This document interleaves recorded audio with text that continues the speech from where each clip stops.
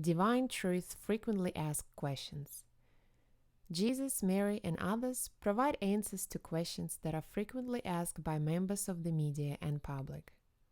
The subject of this session is spirits. This is session 1. What's the difference between a spirit and a ghost? Are ghosts real? Well, yes, ghosts are real. We need to look at the difference between the spirit person and a ghost. The reality is, for most instances, a ghost is an apparition of the spirit person's body. In other words, it's the spirit manifesting a physical form so that a person can see the spirit with their own eyes. But because the spirit usually who does this is not in a very good condition, they can't gather together all of the substances of the universe in order to make a solid form, and so it's a form that you can see through. It's a form that's ghostly in its appearance. So for the majority of so-called ghost viewings or sightings, it's the actual single person, a spirit, trying to manifest a physical body in order to display itself to a person on earth, but not managing energetically to create enough energy to do it. And as a result, the apparition is an apparition, ghostly type of apparition that the person on earth can see through. However, it is also possible for a group of spirits to manifest one ghostly apparition. So a group of spirits can, by the cooperative use of their own energy systems, gather together a form which they then animate through their own expression.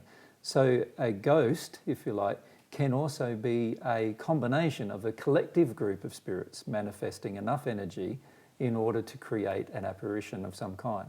Now, the reason why a group of spirits would be needed to do that is because the energy from one of those spirits is not strong enough to do it. Mm-hmm. And so what they do in order to, generally, these kind of spirits, in order to scare somebody or to, influence somebody negatively, what they do is they get together as a band of spirits just for the purpose of creating the apparition and then animating the apparition so that a physical person can see it. So remember that the apparition is a physical manifestation of energy. It's not a spiritual energy, so it's very, very different than a person who is mediumistic, who can see a spirit person's body. If we are mediumistic, we're actually looking at the spirit person's body, not an apparition of the spirit person's body, not a manifestation of the spirit person's body. Whereas an apparition that can be seen by the majority of people on the planet at any point in time, whether they're mediumistic or not, has to be created by the spirit by drawing the elements of in the surrounding parts of the physical universe together in such a warm way as to form an apparition that the individual can see, and then they animate such an apparition in order to communicate, whether it's just to communicate fear or to communicate some kind of other idea or concept. So ghosts are real in the sense that they are real happenings, but they might not be a real person. They might actually be the manifestation of a number, or even hundreds and sometimes even thousands of persons who generate enough energy to manifest one ghost, if you like. So from what you're saying, if I see a ghost, I might be seeing a conglomeration of spirits that have gotten together to create an image for my physical eyes to see. Correct. Or I might be seeing just the conglomeration of some physical energy that one spirit has gathered. Correct. To represent themselves. Yes. But in both cases, they can't gather enough energy to make a solid form. Right. Yep. Yeah.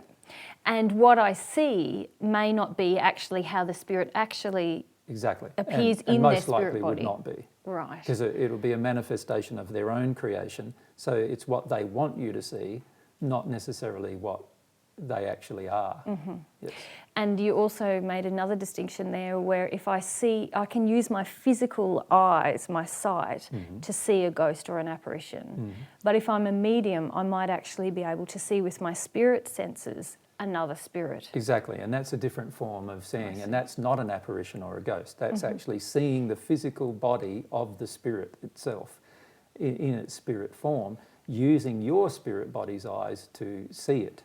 Yes. And your spirit body has eyes as well as other senses, and so it has the ability to sense, taste, touch, smell, and everything, a spirit. And as a result, we have the ability to see all of these things. These abilities get turned off often during our childhood, but for the majority of people, they still remain under certain situations and conditions. So, for example, when we have heightened emotions, such as fear or other kinds of emotions, that's when we become very sensitive to seeing such things. Got you. And so when there's lots of stories, isn't there, about people seeing ghosts or seeing apparitions, and really we could then, in those instances with those people, it could have been one of two things happening, couldn't it? Correct. Either this sight with the physical eyes, Yes. or a sight with a mediumistic ability. Yes. Yeah. And quite often for most people, they did have a sight with their mediumistic ability when they were children. This is why most children have, friends that they talk to, and Imaginary friends, so-called imaginary friends that they talk to and experience life with, that are actually real people that surround the person. And but then as adults, we sort of force them to grow out of that. And so by the time a person's become an adult, generally it's not socially acceptable that they talk to invisible people. And so as a result of that, they shut down the ability. That being said, there are a lot of people who do have the ability as an adult to speak with the individual people that are spirits. So there is a lot of it still occurring, but unfortunately, most of the time we've turned it down by the time we've become an adult. Great. Thank you. Thanks.